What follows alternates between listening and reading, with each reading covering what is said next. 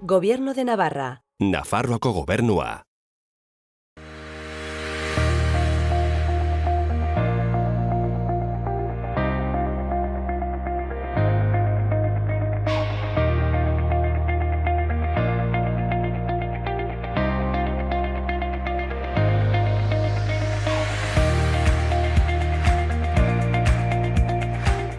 Ongitorriak gaurko saiora. Gaur, hemen gurekin izango dugu Jarel Babel taldeko Jonkel eta Uxoa Bertiz Osasunako futbol jokalaria. Orain, has gaitezen betiko edukiekin. Ikusitzagun gaurko komunikabidetako azalak. Diario de Notiziasekin hasiko gara. Titularrak dioenez, lehenengo segilekoan suntsitutako enpleguaren erdia baino gehiago gazteei dagokie. Gainera, Siemens Gamesaren sustraiak gero eta urrunago daudela azpimarratzen du azal honek. Argazkiaren bidez, birusean zentratzen du arreta. Alde batetik, sindikatuek ez dutela geletara seguru itzultzeko bermerik ikusten jasotzen du. Eta bestetik, Errusiako COVID-19aren aurkako txertoaren aurrean, osasunaren mundu erakundea arretaz dabilela aipatzen du. Kiroletan, tripadeli ezker albokaria osasunaren orbitan kokatzen dutela nabarmentzen du. Eta plantilla guztiari bi PCR egin ondoren entrenamenduetara itzulera individuala burutu dutela jokalariek. Bukatzeko, kulturan, Brodas Brosek gaur arratsaldean gotorlekura hiri dantza dakarrela jakinarazten du. Diario de Navarrara pasako gara. Titularrak pandemiaren krisi ekonomikoak Nafarroako gazteen enpleguari eragiten diola azpimarratzen du. Argazkian aldiz, udako zinema segurua ageri da. Horretaz gain, COVID-ak hildako bat gehitu eta ospitaleko sarrerak laukoiztu egin dituela nabarmentzen du azal honek. Baita positiboen kontaktuetarako kuarentena 14tik 10 egunera murriztuko dela ere. Bestalde, Podemosen ustezko B-kutxa ikertzen duen epaileak 3 kargu inputatu dituela jakinarazten du. Kirolarloan, kirol jokoak urrian hasiko direla jasotzen du. Eta Facundo Roncailla osasunarekin berritzeko pausu batera dagoela aipatzen du. Azkenik, Aimar Olaizolak gutxienez 2021 amaitu arte baikon jarraituko duela jakinarazten du. Gararekin goaz orain. Argazkiaren bidez, Errusiako txertoak osasunaren mundu erakundearen atean jotzen duela nabarmentzen du. Horretaz gain, COVID-aren eraginez, 25 aberastasun handienetako bat ere ez dela murrizten azpimarratzen du egunkari honek. Bestalde, Lakoak tokian tokiko neurriak bertan bera utzi dituela aipatzen du, eta Iruñeak neurri horiek hartzeko eskatu duela, kutsadurak arintzearen aurrean. Gainera, Zaporeakeko M. Garmendiari ere tarte bat eskaintzen dio Garak gaurko azalean, errefuxiatuen egoeraz aritzeko. Gai aldatuz, Zabaltza sendia oraindik sekretua noiz altxatuko zain daudela aipatzen du, eta azkenik, Lukashenkoren irterarik gabeko kalearen inguruko analisia eskaintzen du komunikabide honek. Berria ikusiko dugu orain. Albiste nagusiak hala dio. Lehen arretan langile gehiago jartzen ez badute akabo. Gaurko berriako protagonistak mediku bat eta lehen arreta arnasberritzen plataformako kide bat baitira.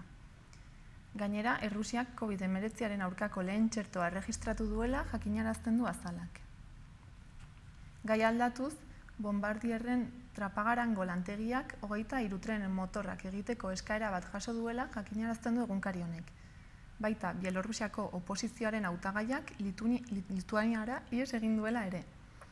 Horretaz gain, Bilboko konpartsek ez dutela jaietarako egitarau alternatibo antolatuko jasotzen du portadan. Eta bukatzeko, txirrindularitzako esprintei buruz mintzatzen da, ikuskizuna eta arriskuari buruz. Euskal Herria irratiarekin amaituko dugu. Albiste nagusia, UEUren Iruñeko ikastaroetarako oso plaza gutxi gelditzen direla da. Eta horretaz gain, Tuteran koronavirusarekin pertsona bat zendu dela ere jasotzen du orrialde nagusian. Udalerrietako albisteak ikustera pasako gara. Iruñean, Estitxu Pinatxo abeslari nafarrak emanen dio hasiera bihar kantu eta hitza euskarazko musikla zikloari, Ezpeletaren jauregiko patioan. Eta horretaz gain, beste 4 emanaldi izanen dira zikloan, abuztuaren 29 bitarte. Kontzertua 8etan hasiko da, sarrera librea da, iritsitako hurrenkeraren arabera, eta edukiera kontrolatuko da. Barrutiko ateak San Francisco kalean emanaldia hasi baino 45 minutu lehenago irekiko dira. Estitxu Pinatxok bere lehen diskoa aurkeztuko du, Haize gorri batek, azaroan argitaratua. Berak konposatutako abestiez osatua dago diskoa, euskaraz idatziak eta musika beltzaren ukitu argiez apainduak. Musikari beratarrak bere ahots indartsuaren kalitatea eta distira agerian utziko ditu, zenbait musikari paregabe ondoan dituela, besteak beste, Josierra Michelena, Garazi Esnaola, Txema Garcés eta Mikel Sánchez. Pinatxo 15 urterekin hasi zen musikaren munduan, egan erromeria taldean, non teklatu jotzailea eta korista izan baitzen. Harrezkero, hainbat musika estilotako proiektutan aritu da abeslari. Dama Beltzak, kolaborazioak Josetxo Goya Ariberekin eta Songs of the Down eta euskal musikarien omenezko sortuko dira besteak proiektuak. Zikloaren hurrengo kontzertua Tenpora taldeak emanen du. Ibilbide luzeko 5 musikariz osatutako boskote honek 2 disko argitaratu ditu jada. Hirugarrena irailerako aurreikusita dago. Eta popa naiz jazza, musika elektronikoa eta rock progresiboa oinarri dituzten estilo askotariko abestiez beteak. Abuztuaren 27an, ostegunarekin Thierry Biscarriren txanda izanen da eta Muda izeneko bigarren diskoa aurkeztuko du. Bere izenaz grabatzen duen lehenengoa eta bilakaera naiz iraultza pertsonalak islatzen dituena. Zikloa amaitzeko abuztuaren 29an larunbatarekin 5 gazte nafarrik osatzen duten ibilbedi taldeak joko du. Lehen diskoa argitaratu dute jada, berandu baina garaiz izenburupean. Eta pop kutsua badu ere, zaila da estiloa definitzea. Kantu eta hitza programa erraldoien txokoan eginda duela urte askotik ona. 2020an koronavirusak eragindako osasun krisiaren eta martxotik maiatzera bitarteko alarma egoeraren ondorioz, bertan behera geratu zen, hiriko gainerako kultur jarduerekin gertatu zen bezala. Udalak abuztuan programatu du, Ezpeletaren jauregiko patioan, eskatutako osasun eta segurtasun neurriekin bat. Edukieraren kontrola, aulkien arteko urruntzea eta eskuak garbitzeko hidrogela besteak beste.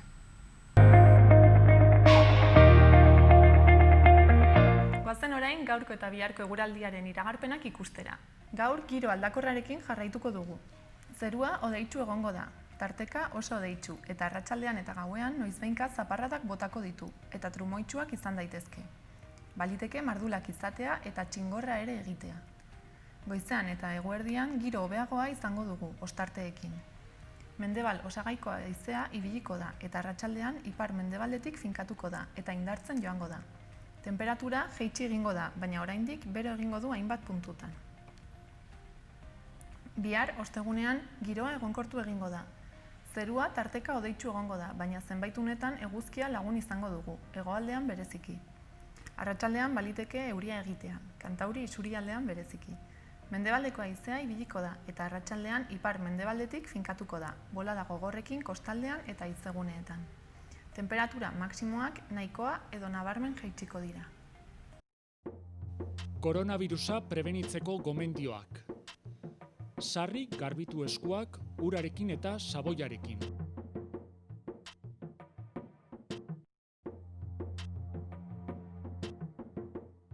Estul edo doministiku egitean, ahoa estali besaurrearekin edo mukizapi batekin. Botatzeko mukizapiak erabili, eta ondoren zakarrontzira bota. Arnas sintomarik baduzu eta infektatutako pertsona batekin kontaktuan egon bazara, etxean geratu eta deitu 112 telefono zenbakira. Beste zalantzarik baduzu, deitu 948 290 290 telefono zenbakira. Gobierno de Navarra. Nafarroako gobernua. Goazen orain gaurko eguneko efemeridekin. 1955ko abuztuaren 12an, Thomas Mann idazle alemaniarra eta besteak beste Erioa Venezian idatzi zuena eta 1929ko literaturako Nobel saria izan zena hil zen. Gainera, gaurko egunez ere, baina 1964ean, Ian Fleming idazle ingelesa James Bond 007ren sortzailea hil zen. Eta urte eta egun berean, Aitor edo Txiki Begiristain futbolari ohia jaio zen Olaberrian. Gainera, bukatzeko 1973ko abuztuaren 12an, Joseba Beloki txirrindularia jaio zen Lazkaon.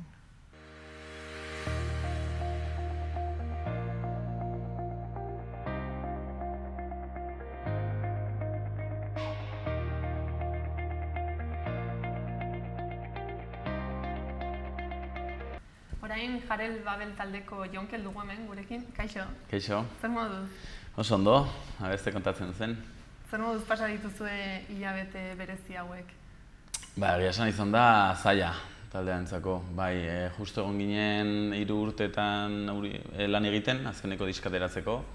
Azkenean prozesua luzea da, eta gero disko fisikoak izateko, kamiseta, guztia prest, uda honetan ja kaina emateko, eta karo guztia bertan bera. Eta orduan zer egin duzue, bilatu duzue alternatibaren bat, edo adibidez, konfinatuta ginenean egin zenuten zerbait internet bidez edo plataforma hori? Bai, hori nik uste, eske, karo, guztiak etxean, bakarrik gelditzen zen, grabatzea eta zer sortzea.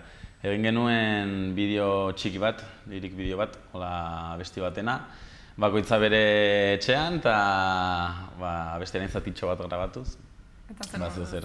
Ondo, baina eske ez da berdina, Gainera zuek taldekide nahiko otxo zarete. Bai, pilo gara. Egia esan izan da putada. Gainera hau zen ja lehenengo urtea genukena, hori Espainia guztian zehar kontzertuak. Bai, hori da Merian, Granada, Barcelona, Madriden, Guztia ja hitz egin da, itxita eta bertan bera. Así que hori, grabatu genuen bideo hori eta gero saiatu izan gara zer mugitzen kaletik, baina karo, hori ja konfinamenduaren bigarren atalean pixkat.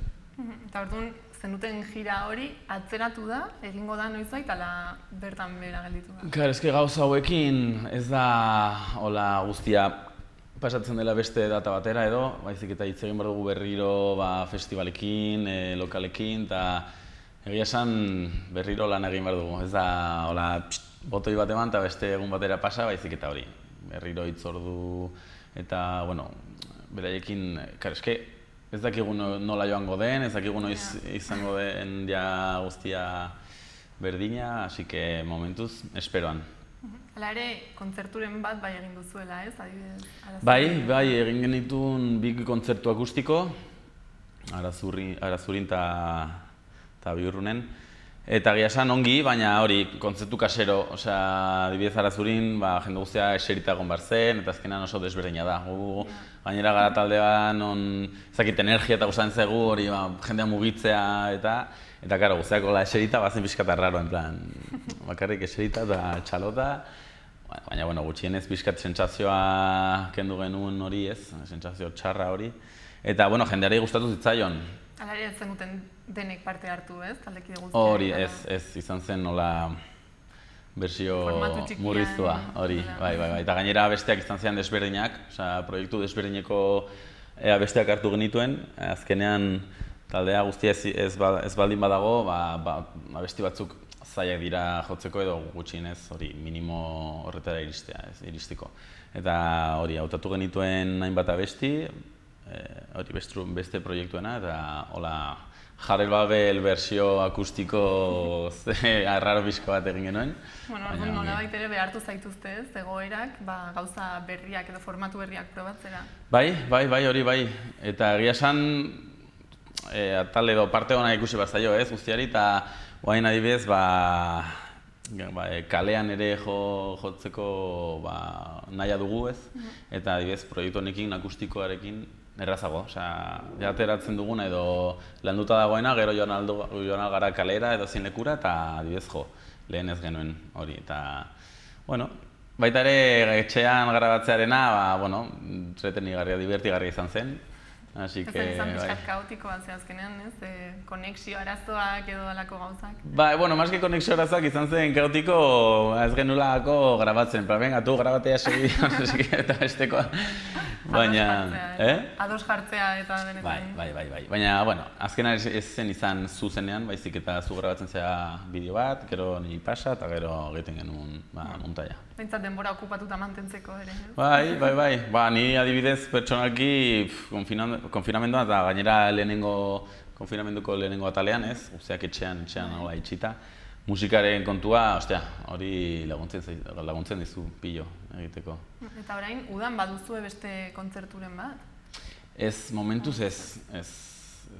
Itxaron behar dugu pixka eta ber nego iristen den eta zer aldatzen den gauza. Bai baditugula urtarrian pare bat kontzertu, Funky Wishekin, bat hemen zentralen egingo dugu, eta Bilbon bestea, asteburu batean bi egun jarrai. Eta espero dugu hori, urtarritik aurrera behintzat, gauza pixkat martxan jartzea eta berriro igotzea. Eta urtarrilera arte, zer egingo duzue? Hori, momentuz, emango diogu pixkat bola gehiago akustiko proiektu honi. Gero baita hori, kalean jotzearen ideia gustatzen zaigu pilo. Oendikan ez dugu inoiz egin, hori, jotea adibidez, hori, Bilbo, Santurtzi, pasatzeko leku desberdinetatik eta horri hartzea musika kalean.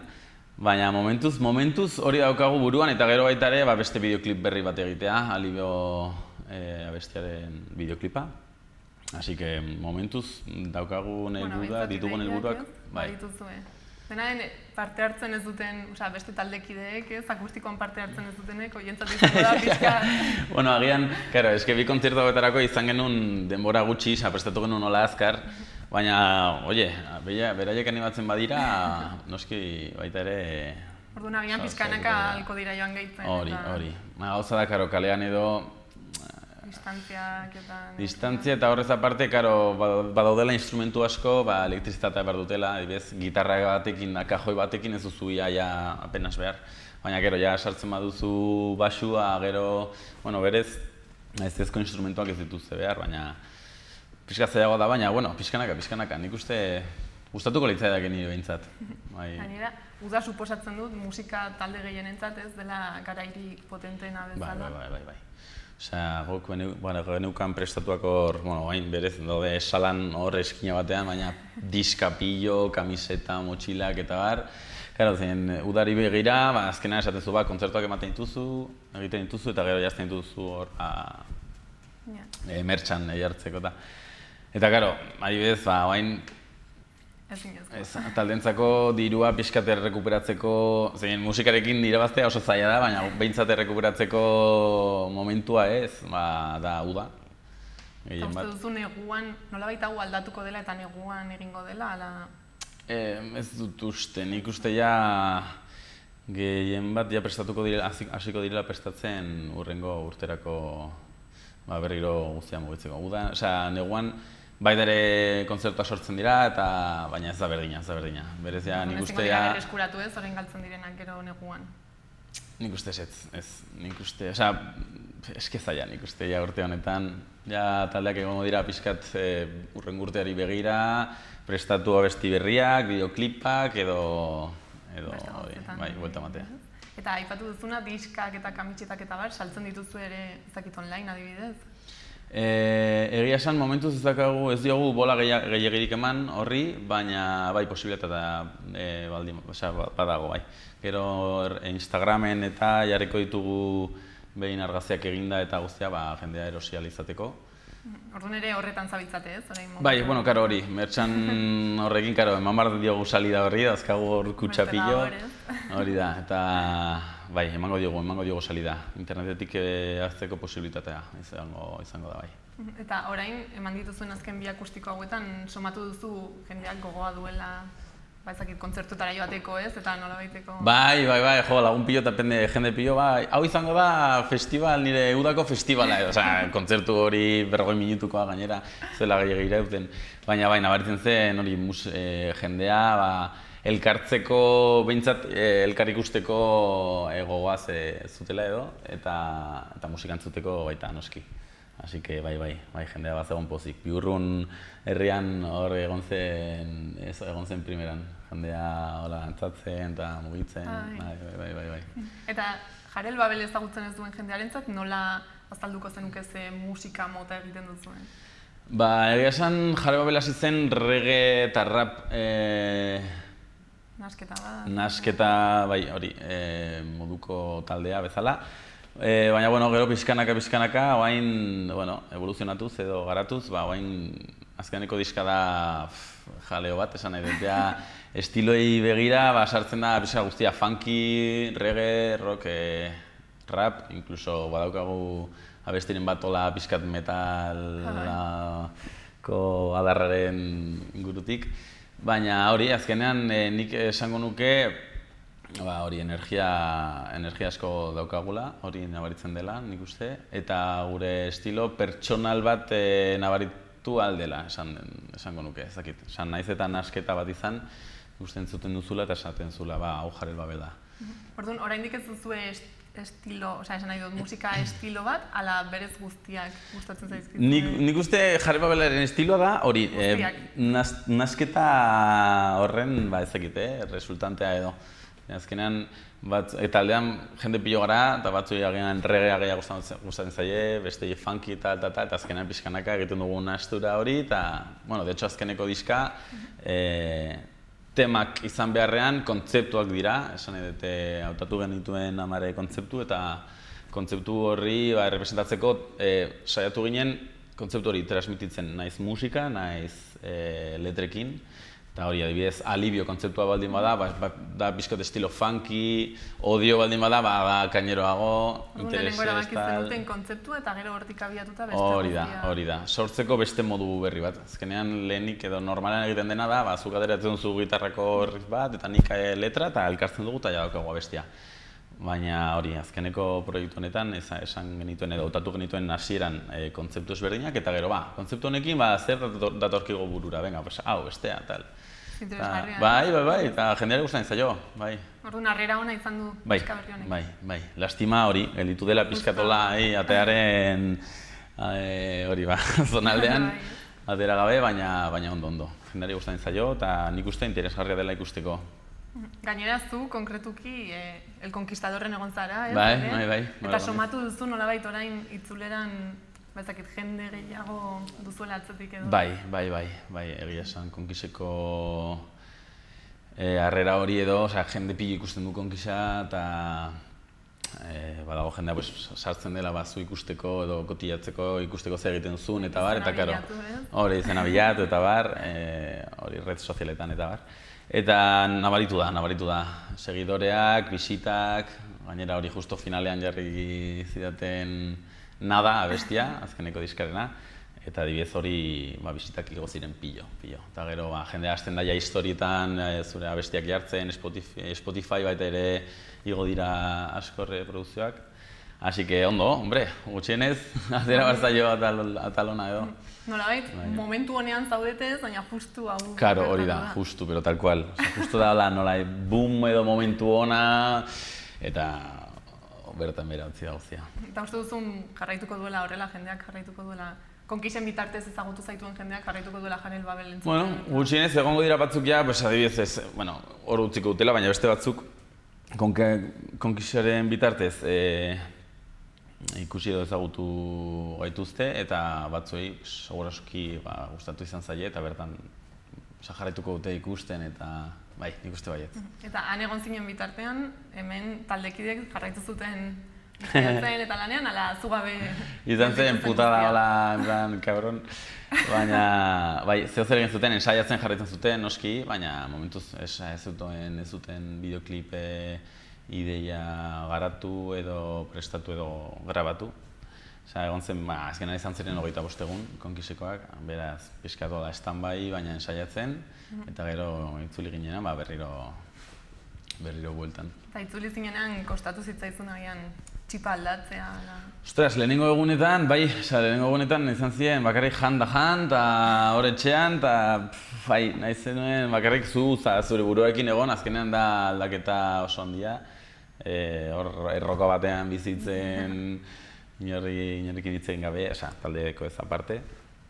Eta bai, izan zen, gutxienez, aste bat edo behar izan nuen amoldatzeko berriro burua, eta berriro errealitatera bueltatzeko, berriro lana, berriro ikasketa, berriro aldaketa ona da, baina brutala.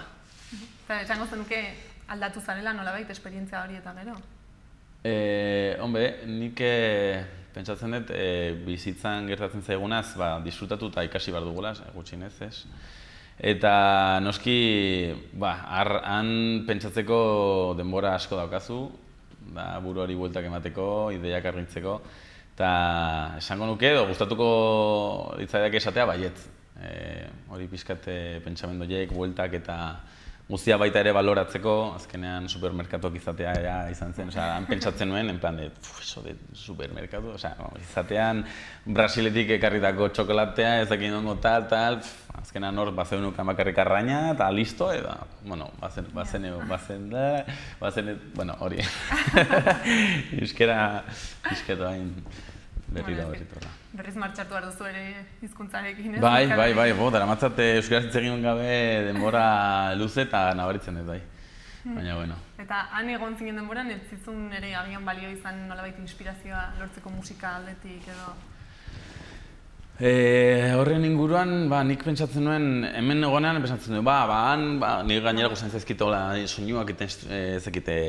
Perkusioa... Bai, bilatzea soinuak ez, eta nik esaten nuen, kesi kokos, kesi tal, kesi lo otro, tal, baina eske gero, gero zaukazu, zaude zentratua, eta gainera zaukazula energi askorik. Beraz, atal horretatik ez, egon burua azkena joten zean, eta txip aldatzen zaizu, eta ez musikaren aldetik mas relajau. Orain behin hemen egonda, suposatzen dutan bizitakoak ere beste... ezakite, emozioak edo... Nola? Bertakoak? Behin hemen egonda ez, hango esperientzia bizi eta gero, horrek emango dizula, ezakite, inspirazio berriak ez? Bai, azkenean baita ere pentsatzen nuen, itzulita berehala egitea besti bat horren inguruan, eta inspirazio askotan leku desbenetatik etortzen zaizu, eta konkisekoa bada estimulo handia, así que, igual... Eta egin duzu kantu hori, ala? Ez, egon naiz beatboxeko kontuekin, baina momentuz ez, hor gelditua. Bueno, behintzat bai duzu ideia pila bat, ez? Bai, zorionez... Eta kontzerturik ez egon, Bai, ideiak eta azkagu pillo. Askotan falta dena da denbora guztiak elkartzeko eta hori buelta eta emateko, baina ideiak zorionez azkagu pillo, bai. Bueno, eta orain garai hauetan denbora geroz eta gehiago, ez? Ere, suposatzen dut. Suposatzen da, baina nik ezakite nola, beti, banago denborakin horrela murriztu, oso pretu. Baina, bueno, gauza da hori, oain kontzertuen falta hori, ez? Suplantatuko dugu, hori, ideia hauei buelta bat emateko, eta nik uste baietz. Jarel Babel taldeari etorkizun luzea gelditzen zaio. Bai, noski, Jarel Babel bakar hasi berria. Gora, eske... Guk espero dugu edo... hori, naiz eta oain bajoi hau egon, hori, bultzada horri konkisikoa, naiz hirugarren diskakoa mantentzea eta hurrengo urtean... Fuerte itzultzea. Bai, hori da. Hasiera berri bat bezala, ez? Izango den. Bai, azkenean berriro pixkat bun hori saiatzen, berriro sortzen saiatu, eta... Bestela beste taldekide bat, bidali konkisera, eta... Bueno, bai, urtero taldekide bat konkisa jotea, bai, seguro ideia ona dela. Ez bai, momentuz ongi. Nik uste martxa egingo dula taldea. Bueno, ardun pendiente gelditu beharko gara, ez? Suposatzen dut berriak emango dituzuela. Hori da. Negua iritsi baino lehen bideoklip berria ateratzen dugun, abisatuko dugu, eta gero hori. Momentuz lehenengo kontzertua urtarrilean izango da, 22an hemen zentralen, Iruñan. Así que hori, etorri ikustea. Eta merchandisinga ere, ez? Jarriko duzu. Hori baita, kamisetak, politak, hau bezala. Hau berez, Sanferminekoa da, atera genuen Sanferminen, baina egin ditugu kolorezkoak eta... A ber. Primeran. Jo, eskerrik asko. Bai, zuei, oso gustora. Eta primeran joan dadila guztia. Espero, seguro baiet. Hurrengo arte. Vale, agur. Koronavirusa prebenitzeko gomendioak. Sarri garbitu eskuak urarekin eta saboiarekin.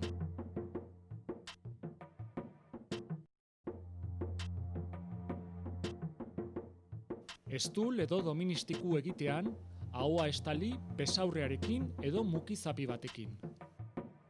Botatzeko mukizapiak erabili, eta ondoren zakarrontzira bota. Arnas sintomarik baduzu eta infektatutako pertsona batekin kontaktuan egon bazara, etxean geratu eta deitu 112 telefono zenbakira.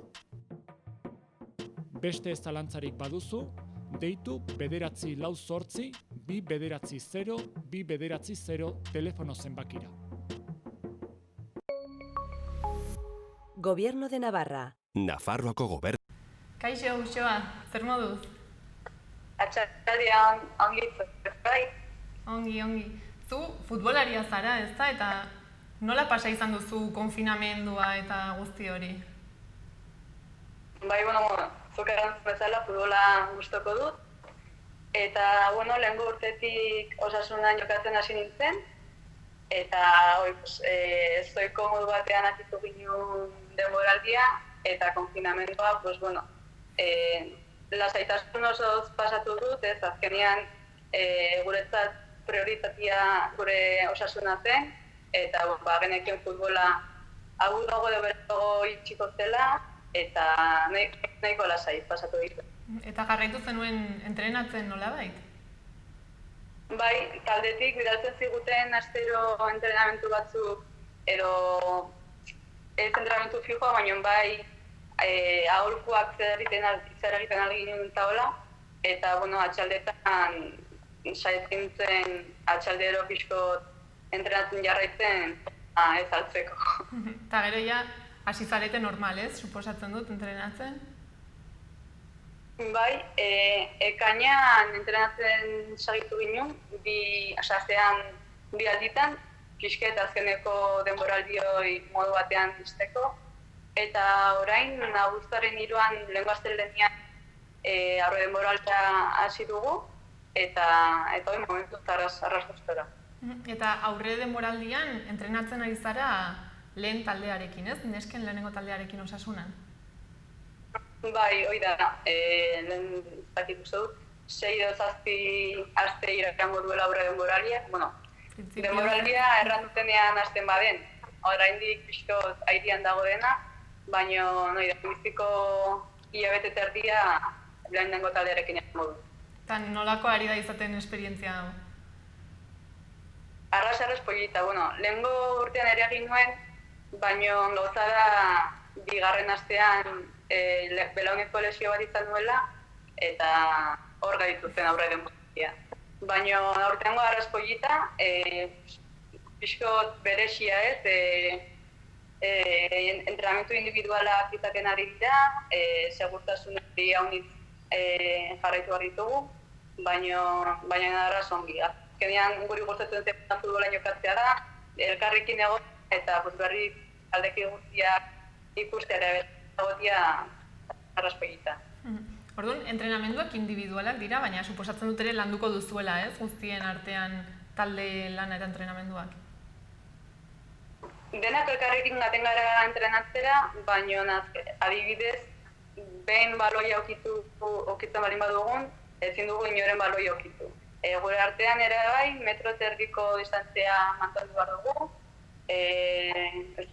Ezin dugu pase bat eman beste taldekide bateri, dena individualizatua daude, entrenamendu guztiak, eta hori momentuz uste dut, abuztuaren 15 arte horrela jarraitu behar dugula, gero ja taldean entrenatzen utziko diguten ikuste. Eta berez... Momentuz jarraitu behar ditugu bai. Eta berez noiz hasten da denboraldia, egoera normal batean? Egoera normal batean, iraia hasiera erdialdean. Lehen astean errantziguten iraiaren 27an hasiko ginela, baina atzo Espainiako Federakuntzak bilera bat izan zuen, eta oraindik ez dago ezer seguru. Orduan, momentuz guk buruan 27an hasiko garela dugu, baina ez da seguru hainikan. Ja, orduan ezin da jakin. Eta orduan, horrek entrenatzerako orduan ez daituzte igual ezakit desmotibatzen pixkat? Desmotibatu edo azkenean ez helburu bat edo fetxa edo data bat konkretu izatea, bai progresio bat izateko erresagoa da. Orain ez dakigu noiz partidu amistosoa jokatuko dugun, dena ez berdina, antolaketa aldetik arras ez berdina da. Gu azkenean jarraitzen dugu entrenatzaileak araten diguna, guk ez dugu aratzeik, baina arazo bera dute. Ja. Eta gero, jokatuko duzu lehenengo taldearekin, badakizu, ala? Ez dut uste. Azkenean, bigarren taldetik bigo gara aurre denboralitera, baina fitxaketa arrazonak egin dituzte. Nahiko zaila da lehenbiziko taldean leku bat izate, baina, orain aukera dugula ahalik eta hobeten itia saietuko gara, eta, azkeneko hitza beraiek dute, eta, momentuan disfrutatu, ahalik eta hoberen egin, eta etorri barrena etorriko da. Eta zeintzuk dira zure helburuak futbolari dagokionez? Futbolari dagokionez, azkenean ez ahalik eta maila gorrenean egotea, baina, konstiente naiz ere bai lan bat dutela, eta azkenen konpaginatzea maila batetik aurrera, zai. Azkenean ordutegiak dira, eta denbora fiskoa ezin dut sortu. Baina, disfrutatzea eta ahalik eta hoberen egitea. Eta momentuz nola konpaginatzen duzu? Ongi daramazu? Bai, momentuz ongi. Azkenean futboleko entrenamenduak atxaldian baditugu, zazpitarritan, orduan lana jau dakito, baina batzutan bidaiatzera tokatzen zait, orduan konpromezu gutxi izaten adut batzutan. Baina taldean ere konstiente dira bidaiatu beharra dutela, eta ongi gara, momentuz zara zongi. Eta zuretzat sakrifizio bat suposatzen du bizimodu honek? Sakrifizio batez egiten dut gustatzen zaitena. Batzutan bai, lehentasunak argi izan behar ditu zeintzuk ditudan, lana eta futbola dela, orduan bizi sozialetik batzutan orduak kendu behar ditut, lagunak nahi dutan, baina gutxiago ikusten ditut batzutan, familiarekin ere batzutan nahi dutena nahi egoten, baina privilegiatu bat naiz, gustatzen zaitena egiten dutelako, eta sakrifizio bat bezala ez dut ikusten. Eta orain azken urteetan, nesken futbolak geroz eta indar gehiago hartu du. Uste duzu orain koronavirusaren guzti honekin igual azken urte hauetan irabazitakoa galduko dela? Egia da, aurrerapen izugarri izan dela azkeneko 4 urteetan. Izugarrizko garapena izan dugu. Koronavirusa azkenean ez harri bat bezala ikusten dut bidean, pasako da, eta hemendik gora joan behar gara. Argi dut nesken futbola aurrera joan behar dela, azten jarraituko duela, eta hemendik urte batara nahiko profesionalizatua egonen dela.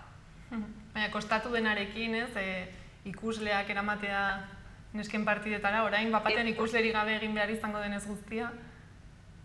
Izugarria. Gainera azkenean gure atzetik egon diren neskek meritu guztia dute, beraien baldintzak nahiko kaskarrek izan dira, eta berai dute meritu guztia gu gauden lekuan egoteko.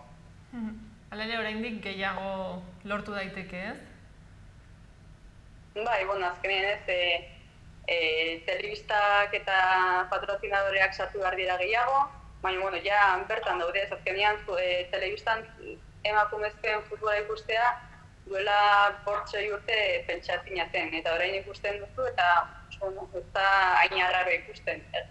Eta ez dakit, aurrerapen ederrak eman dira eta ematen jarraituko dute. Ez duzu zalantzarik ez, oso argi duzu? Argi eta garbi. Eta zer uste duzu, uste duzu baloratzen dugula emakumeen futbola mutilena bezain beste? Ikusleok edo, jendeak orokorrean? Beste nertze ez dakit. Niretzat, hau nintziten du ez, pertsona honitzek inoiz ez dutela ikusi nesken edo emakumezkoen futbol partidu bat. Joten direnen, gehienek erdezko da. Zeon gehiagokatzen duten, gurri nola pentsatzen ez da, pertsonen ikuspuntu horiez aldatzen laguntzea, eta gauza da ezin dugu bortxat jendia gure partidak ikuspuntua, baina, behintzat joaten baten eta guztoka baduten, pues, joaten jarrituko dute eta hola zen jarrituko dugu. Orduan nagusitzen dena, esango zenuke dela pixkat ez jakintasuna, ez? Bai, nik uste dut. Eta orain, nola ari zarete entrenatzen edo zer ari zarete lantzen? Pues lehenbiziko asteak dena, gehiena karga fisikoa nahi da, indarrezko zirkuituak, abiadura, potentzia, baloiarekin ere fisikoa egiten ari gara. Eta aujetak ere sumatzen ditugu lehenbiziko asteetan, baina hemendik aurrera ja taldean entrenatzen aldugunean ikustia kolektiboago izango dela, partidorei begira entrenatuko dugu, teknika eta taktika gehien bat, eta lehenbiziko asteak fisikoan zentratzen gara gehien bat, eta gero ja partiduak ailegatzen denean ja taktika gehiago jatuko dugu. Eta somatzen duzu lehenengo taldearekin entrenatzen exigentzia altuagoa dela edo? Bai, azkenean ez, helburu handiak dituzte buruan eta hor egoteko alik eta beren presatu behar dituzte eta notatzen da. Orduan, orain ikasten duzuna ez, gero jarraituko duzu nolabait mantentzen edo aplikatzen? Saiatuko gara. Ez hain egia da ez, adibidez, lehenengo urtetik hau untara, preparadore fisiko haunit sartu dira taldean, dietistak, nutrizionistak, haunit profesionalizatuta. Ikusten da ez, osasunak ere akustu egin duela guregan, eta azkenean beraiek ematen diguten guk ere zelaian eman behar dugu. Eta nola ikusten duzu taldea hurrengo denboraldirako? Ongi, gehienak ez kriston goguekin ginen elkarrik ikusteko, elkarrekin futbolen jokatzeko, eta ez gehienak eguna dela. Eta kriston ilusioekin, gauzak ongi egiteko ilusioekin eta gogoekin, baina bakigu arrasliga exigenti izan behar dela, talde gehienak arrasongi erreforzatu dira, eta kompetentzia handia dago, baina nik uste guk ere gerra eman dugula. Eta adibidez, ikuslerik gabe jokatu behar bada, horrek zuei zer suposatzen dizue? Eta azkenean ez, etxean jokatzen dugunean eta gure lagunak edo familiakoak hor daudela guri animatzen, puntxori ematen digute, ez? Animoak entzutea eta hor gure gatik gaudela ikustea motivazio estra bat da. Baina, badakigu egoera berri bat dela guztientzat, denak berdin egin garela egoera berdinean, eta badakigu telebistatik edo beraien etxetatik animatzen egonen direla, eta hori buruan izan eta alik eta modu berdinen jokatzen saiatu. Orduan, fisikoki ez, nolabait berdina izango da, baina igual mentalki aurten beharko duzue gehiago zentratu edo? Hori da. Eta prest daude? Bai, nik uste ez azkenean eramaten ditugu kasi 6 hilabete futbolen jokatu gabe, partidurik jokatu gabe, eta hori, kriston goguekin, baina nire bai ez erdun zustras. Hainbertzen bora geldirik edo partidu jokatu gabe ez berdina da, baina kriston goguekin. Nik uste da prest egonen garela eta berzer modu. Orduan, lehenengo partidoa bai izango dela benetan berezia, ez, zuentzat? Ara berezia, eta gainera horre denboraldiko partidak beti bereziak dira, ez, ikusten duzu nola zen fisikoki, baloiarekin ere kontaktu berria izaten duzu, eta ez dakit arras berezia da, gainera lehenbiziko taldean egotia urduritasun maila hori izatea ez normala dela uste dut, eta azkenean urduritasun hori alik eta beren kudeatzen saituko nahi, eta hortik aurrera disfrutatzea, eta azkenean disfrutatzen dugunean ongi egiten ari garela zaren zinele da. Orduan ea laizterez sortzen den partidu bat jokatzeko aukera? Bai, lehenbiziko amistosoa abuztuaren 28an dugu, Realaren kontra Euskal Herriko Kopako semifinala, eta partidu potentia izango da, ez? Azkenean lehenbiziko mailako talde baten aurka, Realaren aurka, zaila izango da, baina guk uste ongi egin dugula bai. Ez dakit ja bukatzeko zerbait aipatu nahiko zenuken, ala mezuren bat bidali? Ostras, pues... Ez dakit, igual betitik etortzen diren neska guztiei, neska gaztetxo guztiei ez, animatzia ikuste emakumezkoen futbola zen ari dela, eta beraieko zen aldutela bizpait futbolari izateko, eta azkenean lanarekin eta eguneroko konstantzia horrekin sametxak edo helburuak egi bihurtzen ari dela. Mila esker, Uxeba gurekin hitz egiteagatik. Eskerrik asko. Eta animo asko denboraldirako, aurre denboraldirako. Mila esker. Koronavirusa prebenitzeko gomendioak. Sarri garbitu eskuak urarekin eta saboiarekin.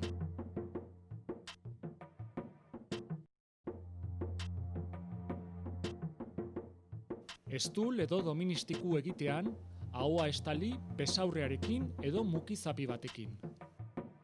Botatzeko mukizapiak erabili, eta ondoren zakarrontzira bota. Arnas sintomarik baduzu eta infektatutako pertsona batekin kontaktuan egon bazara, etxean geratu eta deitu 112 telefono zenbakira. Beste ez zalantzarik baduzu, deitu 948 290 290 telefono zenbakira. Gobierno de Navarra. Nafarroako gobernua.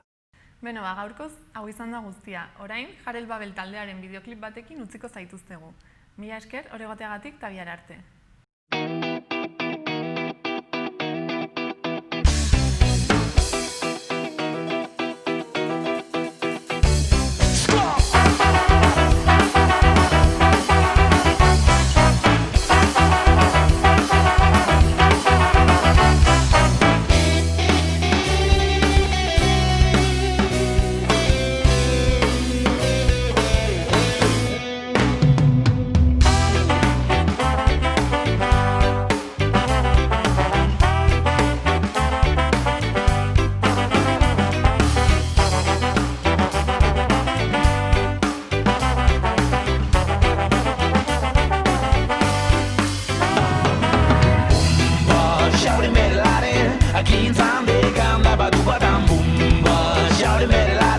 Agintam, berigada badumba bumba. Shout merelare, agintam, berigada badumba bumba.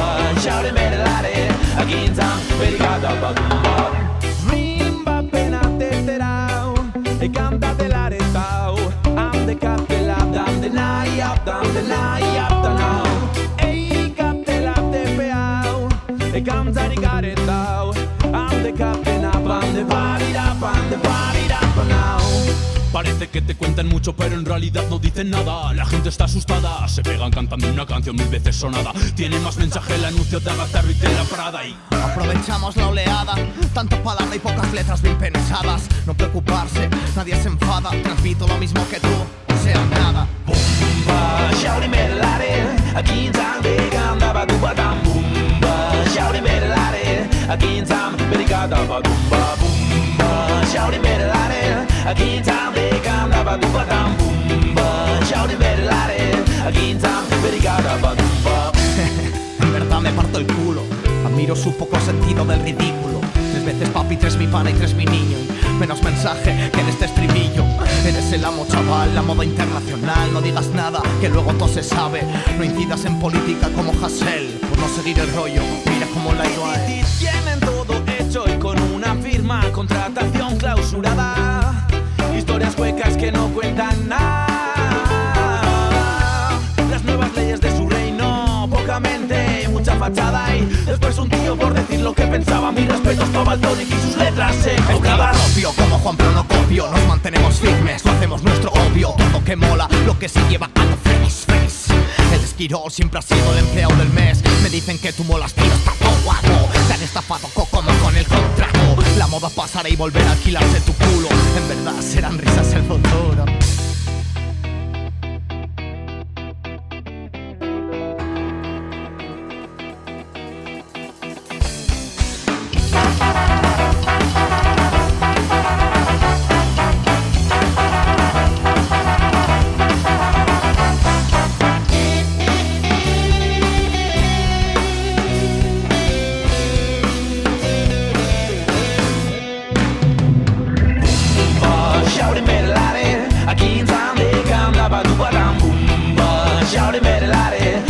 jakintzan, berikada badumba bumba.